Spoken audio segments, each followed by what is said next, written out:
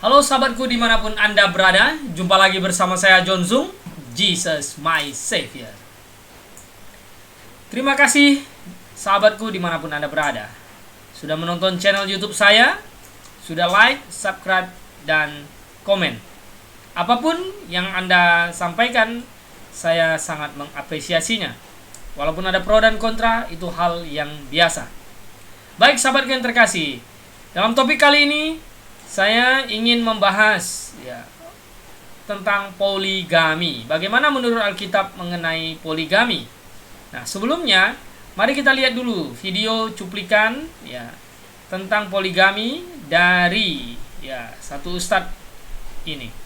Sallallahu alaihi wasallam, mana lebih lama berpoligami atau bermonogami? Poli banyak, mono satu. Nabi berpoligami dan monogami. Selama menikah dengan Khadijah, dia tak ada poligami sendiri. Berapa lama? 25 tahun istrinya satu. Setelah Khadijah meninggal, barulah dia, dan ia berpoligami hanya 13 tahun. Coba bandingkan, istri satu 25, istri banyak 13. Itu pun yang gadis satu saja, Aisyah. Yang lain itu janda-janda. Membandingkan istri Nabi, jangan membandingkannya dengan istri PNS.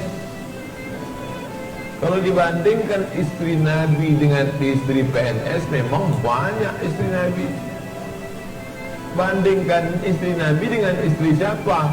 Bandingkan dengan istri orang Arab jahiliyah waktu itu. Istri mereka berapa? 10 Unlimited Edition. Nah, baik sahabatku yang terkasih dimanapun Anda berada ya. Jadi ini ada usaha dari seorang ustadz ini membela gitu ya Muhammad bahwa memiliki istri yang banyak, karena itu menurutnya hal yang biasa pada masa itu, karena pada masa itu, zaman itu terakhir banyak, Pak, banyak jawab yang tegas. Boleh nggak kawin lagi berpoligami, sehingga jadi kalau mereka berpoligami pada waktu itu hal yang biasa, ada 10 istrinya katanya kan. Jadi kalau cuman 4, 20, 25 biasalah pada masa itu kan, zaman jahiliyah orang poligami gitu. Nah, sahabatku yang terkasih, saya mau katakan apa ya? Jadi kebenaran itu, kesucian itu kalau kita bandingkan orang yang misalnya suci satu orang ini, lalu dibandingkan orang yang penjahat, suci lah dia, hidup di antara para penjahat itu dia suci lah. Orang yang baik gitu, dianggap baik karena di sekelilingnya semua penjahat. Nah, baiklah dia. Tergantung kan bandingkannya kepada siapa. Kebenaran itu bukan pakai bandingan. Kebenaran itu adalah apa yang disampaikan Tuhan. Konsep Allah mengenai poligami itu bagaimana? Apakah Allah menghendaki poligami? Nah, itu yang harus menjadi sebuah acuan. Jadi sama seperti banyak orang Kristen juga membaca Alkitab. Mereka lihat, ketemu di dalam Alkitab banyak nabi-nabi, tokoh-tokoh Alkitab, banyak istrinya. Lalu mereka katakan, Tuhan tidak marah kok, Tuhan tidak nempeleng mereka kok, tidak langsung mati kok. Berarti boleh juga dong. Nah, ini hal yang konyol. Yang kita contoh itu adalah sesuatu yang baik, yang diperintahkan Tuhan yang kita laksanakan, yang dilarang yang kita jauhi. Bukan kehidupan manusia berdosa yang kita contoh. Nah, kalau kita lihat di dalam Alkitab, konsep mengenai poligami, nanti saya akan jelaskan. Ini ada pendapat pendeta juga mengenai poligami. Tadi kita lihat pendapat dari pihak Muslim, Sekarang kita lihat dulu konsep Alkitab. Kejadian pasal 2 ayat 24. Sebab itu seorang laki-laki akan meninggalkan ayahnya dan ibunya dan bersatu dengan istrinya sehingga keduanya menjadi satu daging. Lihat di situ. Laki-laki meninggalkan ayah ibunya bersatu dengan istri istrinya. Tuhan menciptakan Adam dan Hawa. Jadi konsepnya itu bukan poligami. Adam satu laki-laki, Hawa satu perempuan. Dinikahkan mereka, kawinkan mereka, beranak jujur dan penuhlah bumi. Jadi konsepnya itu harus jelas dulu. Awalnya Tuhan tidak senang dengan konsep poligami. Karena Tuhan menciptakan laki-laki dan perempuan. Bahkan Tuhan memberi firman tadi, sebab itu seorang laki-laki meninggalkan ayahnya dan ibunya dan bersatu dengan istrinya. Jadi konsep itu ya, pertama. Nah, kalau kita lihat di dalam Alkitab, Kejadian pasal 4, ya. Di dalam Kejadian pasal 4, orang yang berpoligami pertama itu adalah Lamek. Pasal 4 ayat 19 itu di sini bunyinya demikian, ya. Lamek mengambil istri 2. Ini orang pertama nih yang membangkang sebenarnya. Ya, dengan konsep Tuhan. Lamek mengambil istri 2 orang, yang satu namanya Ada dan yang lain Zila. Ada itu melahirkan Yabal, dialah yang menjadi bapa orang-orang diam dalam kemah pemeliharaan. Nama adiknya ialah Yubal dan seterusnya. Jadi Lamek ini ya mengambil istri 2. Nah, Lamek ini siapa dia? Apakah dia orang yang benar, orang yang saleh, orang yang taat? Tidak, ya. Kalau kita baca ayat 23 selanjutnya, berkatalah Lamek kepada kedua istrinya, Ada dan Zila, dengarkanlah suaraku, hai istri-istri Lamek, pasanglah telingamu kepada perkataanku ini. Aku telah membunuh seorang laki-laki karena ia melukai aku, membunuh seorang muda karena ia memukul aku sampai bengkak. Sebab jika Kain harus dibalaskan 7 kali lipat, maka Lamek 77 kali lipat. Adam bersetubuh dan saudara. Jadi lihat di sini, dia ini seorang pembunuh, sama seperti Kain pembunuh. Bahkan Kain dibalas 7 kali lipat, kalau dia 77 kali lipat. Ini penjahat nih, gaya hidup orang yang bukan orang benar, bukan yang patut dicontoh. Lalu masa orang ngaku umat Tuhan, ya, percaya kepada Tuhan lalu mau meniru yang seperti ini? Nah, ya, oke katanya. Tapi ada yang lain kok yang baik-baik. Oke ya. Kemudian kalau begitu kita lihat begini. Hukum Taurat jangan berzina di dalam Keluaran pasal 20 ayat 14 itu, ya, dan Ulangan 5:18 itu diberikan ketika Musa menerima hukum Taurat. Lalu pertanyaannya adalah, apakah dari zaman Adam sampai zamannya sebelum hukum Taurat diturunkan Musa itu orang boleh poligami, ya? Belum ada hukum yang jelas. Betul, ada yang poligami. Yes, no problem. Karena belum ada hukum yang ini. Tapi konsep awal sejak Tuhan itu tidak boleh poligami. Tapi karena hukum belum diberikan, orang mungkin masih nganggap abu-abu. Boleh tidak ya. Tapi akhirnya ketika hukum Taurat diberikan, maka tidak boleh lagi berzina.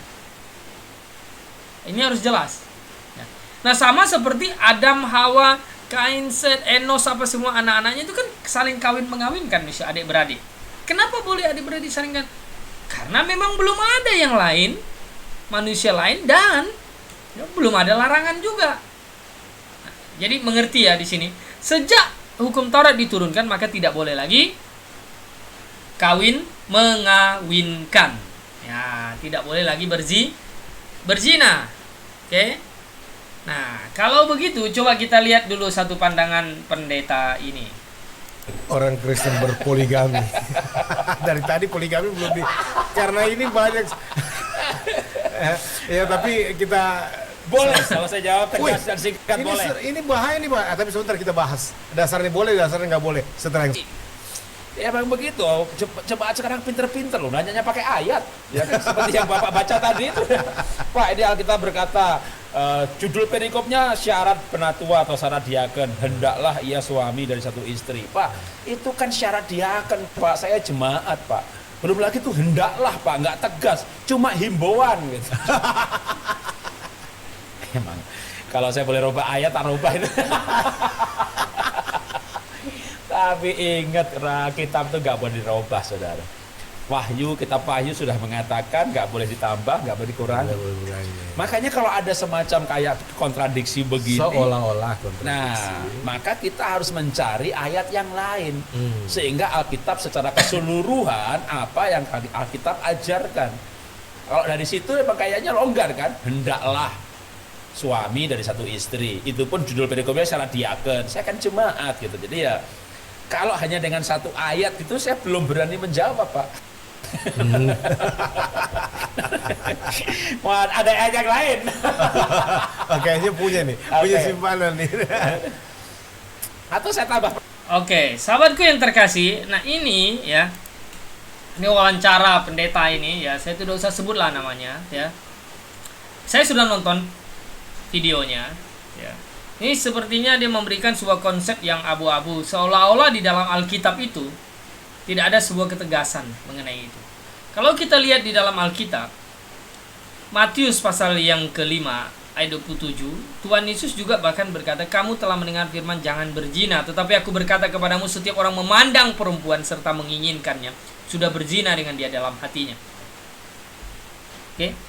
Jadi Anda bisa bayangkan, berzina itu bukan cuma fisik akhirnya, tapi memandang, ya, ada pikiran menginginkan perempuan lain padahal dia sudah punya istri, kemudian memandang perempuan lain, menginginkannya dalam nafsu ya.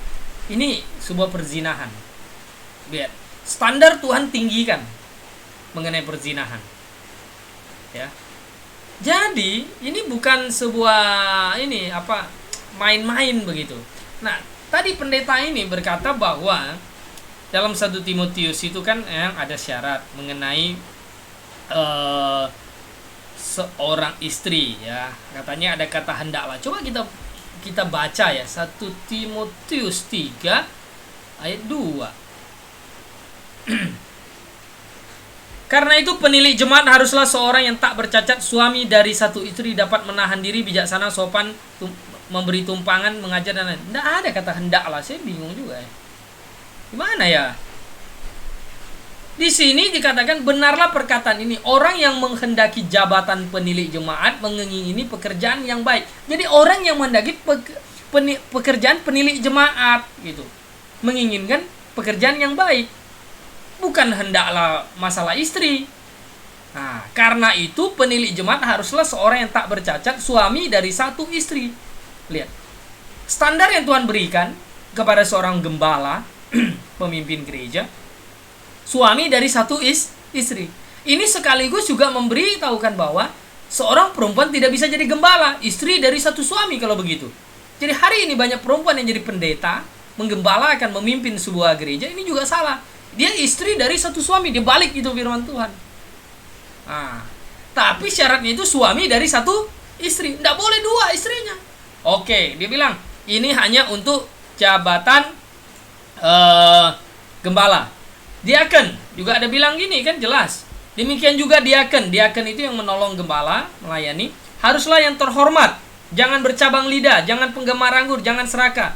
Melainkan orang yang memelihara rahasia iman dan seterusnya. Kemudian ya,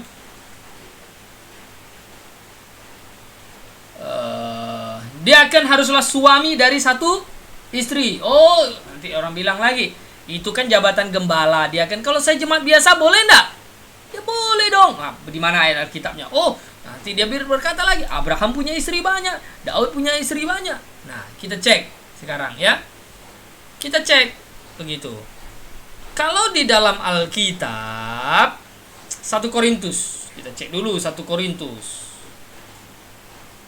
Oke, jadi biar orang itu paham konsep Alkitab, di dalam Alkitab itu tidak bisa bertentangan antara satu dengan yang lainnya. Nah, apakah di Alkitab setuju dengan konsep poligami? Lihat di sini. 1 Korintus 7 ayat 39, istri terikat selama suaminya hidup. Kalau suaminya telah meninggal, ia bebas untuk kawin dengan siapa saja yang dikehendakinya, asal orang itu adalah seorang yang percaya. Jadi ketika udah menikah, yang bisa memisahkan kita dari pernikahan perkawinan itu adalah maut, meninggal. Ketika meninggal, istri meninggal, boleh mencari lagi perempuan yang lain. Seorang, tidak boleh dua. Seorang yang percaya. Ya. Yang tidak percaya, tidak satu iman, jangan. Tapi cari yang satu iman, satu pandangan, visi, misi, meyakini kebenaran firman Tuhan. Seorang, ya. Oke, Anda lalu berkata lagi, ya. Oh, bagaimana, ada ayat lain tidak? 1 Tesalonika. Kita lihat lagi 1 Tesalonika. 1 Tesalonika pasal yang keempat, ayat yang keempat.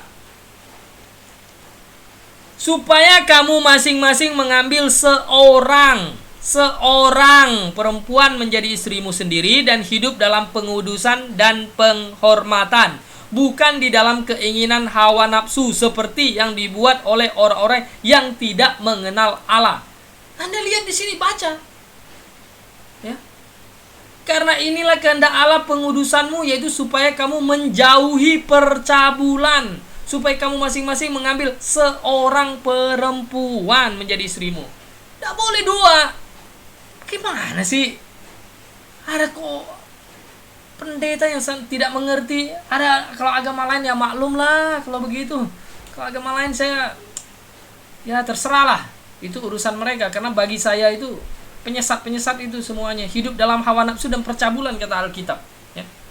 Jangan ngambil seorang perempuan, seorang istrimu sendiri. Nah, lihat lagi. Ya. Bagaimana bisa dibilang, oh, Tuhan tidak marah kok, banyak itu nabi raja itu istrinya banyak. Ya. Ya, jelas Tuhan marah, tapi kan tidak langsung menempelengnya langsung ini menghukumnya, tapi ada waktunya. Nah, coba lihat lagi konsep Ulangan 17 ayat 17. Ayat 17. Juga janganlah ia mempunyai banyak istri. Lihat dulu ayat 16. Hanya janganlah ia memelihara banyak kuda, janganlah ia mengambil bangsa ini ke Mesir untuk mendapat banyak kuda, sebab Tuhan telah berfirman kepadamu, janganlah sekali-kali kamu kembali melalui jalan ini lagi. Juga janganlah ia mempunyai banyak istri, supaya hatinya jangan menyimpang. Emas dan perak pun janganlah dikumpulkan terlalu banyak. Banyak peringatan Tuhan di dalam Alkitab. Jangan banyak istri. Bagaimana? Di mana ada anjuran di dalam Alkitab boleh poligami, menyetujuinya? Matius pasal 19. Ya. Kita lihat lagi. Matius pasal 19. Ayat 4. Jawab Yesus, tidakkah kamu baca bahwa Ia yang menciptakan manusia sejak mula menjadikan mereka laki-laki dan perempuan, dan firman-Nya, sebab itu laki-laki akan meninggalkan ayahnya dan ibunya dan bersatu dengan istrinya, sehingga keduanya menjadi satu daging. Ya. Demikianlah mereka bukan lagi dua, melainkan satu. Karena itu apa yang telah dipersatukan Allah tidak boleh diceraikan manusia. Jadi jelas konsep berzina, jangan berzina itu kalau begitu di agama lain itu seperti apa? Engkau sudah punya istri satu, kau ngambil lagi istri satu, itu berzina namanya. Masa tidak berzina? Oke, lalu ada yang bilang Abraham punya istri lebih dari satu, Daud, Salomo, ratusan. Itu bukan sebuah perintah, itu kehidupan manusia yang dicatat secara fair dan adil, agar semua orang tahu bahwa tidak ada manusia yang benar, seorang pun tidak, karena semua manusia telah berdosa dan kehilangan kemuliaan Allah. Dalam satu sisi Abraham sungguh taat, dia beriman kepada Mesias yang akan datang, dia beriman kepada Allah Jehovah. Tapi di satu sisi dalam hal kehidupannya dia salah, bukan hal yang patut dicontoh. Jadi sahabatku dimanapun Anda berada, lalu Anda bertanya lagi, Tuhan kan puji iman Abraham. Iman Abraham yang dia puji itu adalah dia mengorbankan Ishak. Rela dia mengorbankan anaknya demi menaati perintah Tuhan. Nah, walaupun itu anak yang dia tunggu-tunggu janjinya. Dia mengambil Hagar pun itu karena disuruh oleh istrinya. Dia tidak sabar akan menanti janji Tuhan yang akan memberkati dia, menjadikan keturunannya seperti pasir di laut katanya. Jadi akhirnya dia pikir dia mau menolong Tuhan dengan cara seperti itu. Ini tidak benar gitu. Itu bukan harus dicontoh. Lalu Salomo, raja punya istri banyak. bukan harus dicontoh, itu salah gitu loh. Bagaimana sahabatku yang terkasih ya, tidak ada di dalam konsep Alkitab sama sekali mengenai setuju dengan poligami. Ya, kalau Allah membiarkan ya mereka Raja Daud apa segala macam poligami, sudah diberikan Daud istana, rumah, istri, ya artinya apapun yang engkau dapat, apapun yang Daud dapat, berumah, tata, istri, semua ya atas seizin Tuhan. Ya. Bukan berarti Tuhan tidak akan menghukumnya. Nyatanya ketika dia berzina, ya pasti akan ada efek dan penghukuman dari Tuhan. Jadi sahabatku dimanapun Anda berada, Alkitab itu tidak pernah salah. Maka saya bingung dengan banyak ustadz. Kalau ustadz sih oke lah, tidak usah bingung, karena memang ajarannya sudah begitu. Banyak pendeta yang masih ragu akan hal ini. Dia pendeta di sini dia berkata, ya pada ujungnya, pada akhirnya ya, dia berkata bahwa tidak boleh berzina katanya. Coba kita lihat di sini ya. Pemirsa, kita sudah sampai pada penghujung perkataan yang tegas, jelas, keras, dan sebagai obat untuk pemulihan kita, untuk kesempurnaan kita sebagai pengikut Kristus.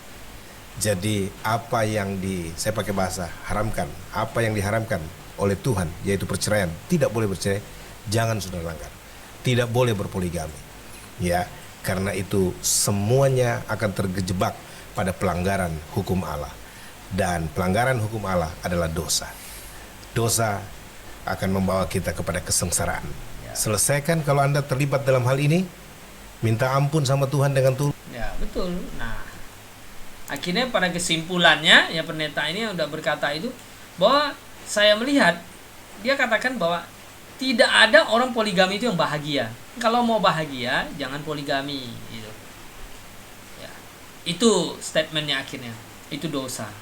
Kita harus ya hidup sesuai firman Tuhan. Ya saya setuju kalau begitu ya. Saya mau katakan ya, seharusnya dari awal itu tidak boleh jawab poligami, tidak boleh, jelas dosa, tidak benar. Jangan kita buat itu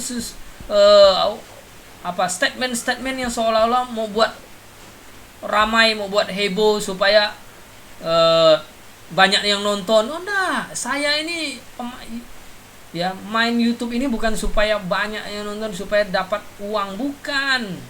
Kita harus tegas menyampaikan benar-benar salah-salah, tidak usah pakai banyak ini acara-acara inilah lip service segala macam. Jadi sahabat yang terkasih, jangan berzina, jangan berpoligami. Itu bukan ajaran Alkitab. Allah yang Maha Suci pasti memberikan firman-Nya, mengajarkan kepada manusia tingkat kesucian yang paling tinggi. Kalau yang Allah yang lain ya, yang mengajarkan bahwa boleh istri 3, 4, 5 sampai mau gadis yang anak 6 tahun mau dikawinkan, saya bilang itu penyesat, itu nabi palsu, itu bukan dari Tuhan yang menulis Alkitab. Oke?